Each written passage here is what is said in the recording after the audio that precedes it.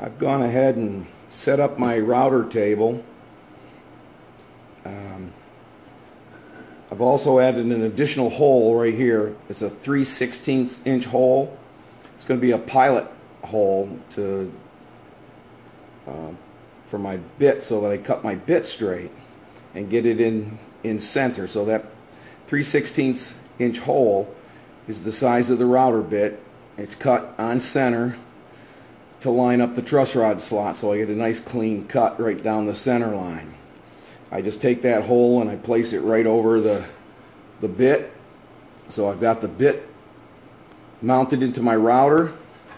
I used a router gauge to check the depth that I'm going to cut this at. I'm going to cut this at 5/16 of an inch, so that when the rod lies in the slot and I end up cutting that curve that I'm going to have to cut in for this truss rod, it'll have enough room to do its work. So I'm going to go ahead and line this up and make that cut. Before I get started on this cut, there was one other thing I forgot to mention to you that I think you would like to know. You see, I've got a line drawn here that corresponds to the center of the barrel nut hole. And that's where I'm going to route my truss rod slot to. And I'm going to run that line right up to on this piece of tape on my router table that I've drawn this line. So when this line matches up with that line, I know I've gotten far enough on my truss rod cut and I can stop. Also, I'm going to make this in one pass. It's not a very thick cut or very wide cut. Should do very well. This is a brand new bit, first time it's ever used, so it's really, really sharp. I should be able to make this no problem with one cut. So I'm going to go ahead and put my safety gear on and get ready to make this cut.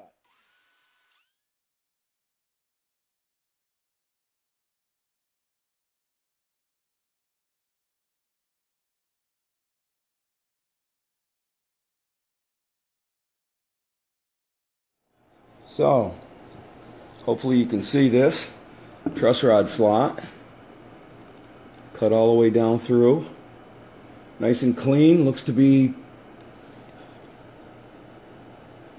pretty much on center, almost perfect. A little bit off center isn't going to hurt it. Let's grab the truss rod and take a look.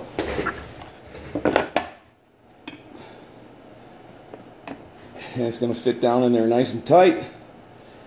And once I do the rest of the work, we'll have a nice working truss rod. Of course, I've got the barrel nut on this end down here because I don't want to insert it yet, and I haven't peened the end over. So it's looking good. And I'll be back in a few with the next step. I have my thread cutter, 10/32, and I have some machine oil. Help lubricate this rod a little bit while I cut these threads. So I'm just going to go ahead and put a drop or so on here. You don't need much. And then I'm going to go ahead and cut these dies. If you can see on one side, there's a little pocket in here that allows me to get that kind of centered where I want it for the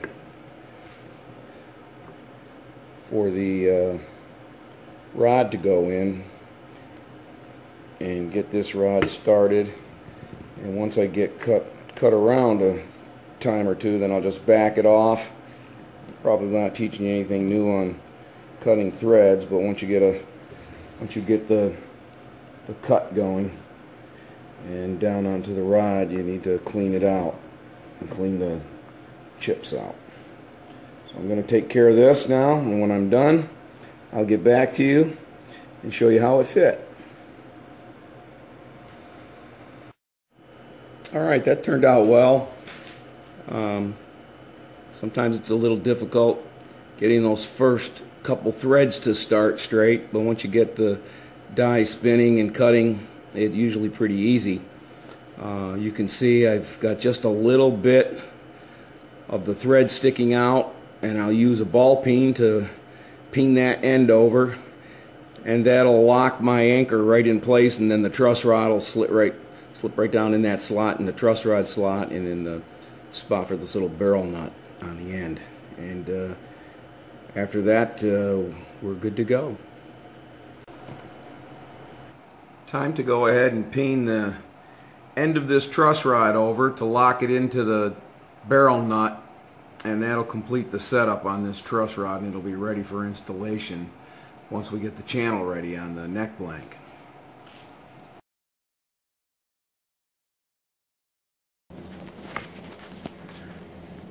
That takes care of that, and I hope that you can see how that kind of looks at the end of it. Take a look at it.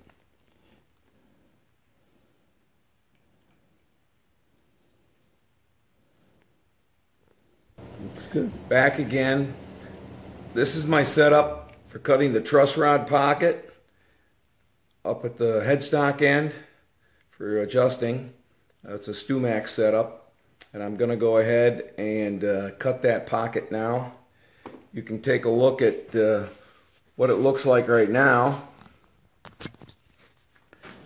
and you can see that there's the setup on get a better shot here. This is the setup end, and it guides itself in there.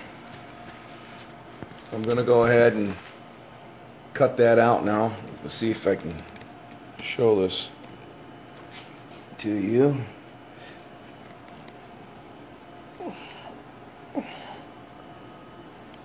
That's not quite going to work, but I'll show you the end result.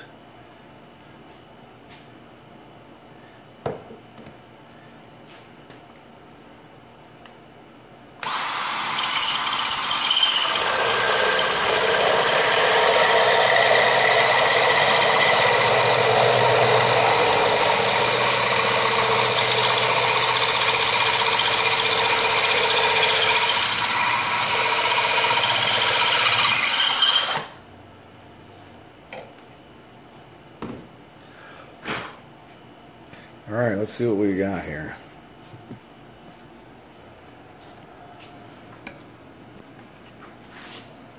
And there we go, I've got the pocket cut. So I've got the pocket cut at the headstock end for the truss rod adjustment end, and it looks something like this. You can see that. Nice clean cut. And there will be a strip that goes down the full length of the truss rod after the hollow is carved out, and when I get to that step, I'll let you take a look. The next step in this process, I think it deserves a little bit of explanation in regards to how this truss rod works. Remember, this is a single action truss rod, which means it works in one direction. So when you have the strings bowing the neck, it's going to work to pull that neck back in a position so that we can get the proper action that we want on our guitar neck. With a double action rod, you can bow the neck either way. But with these single action rods, they go one way. So in order to get that to work, what we have to do is the truss rod slot channel is flat.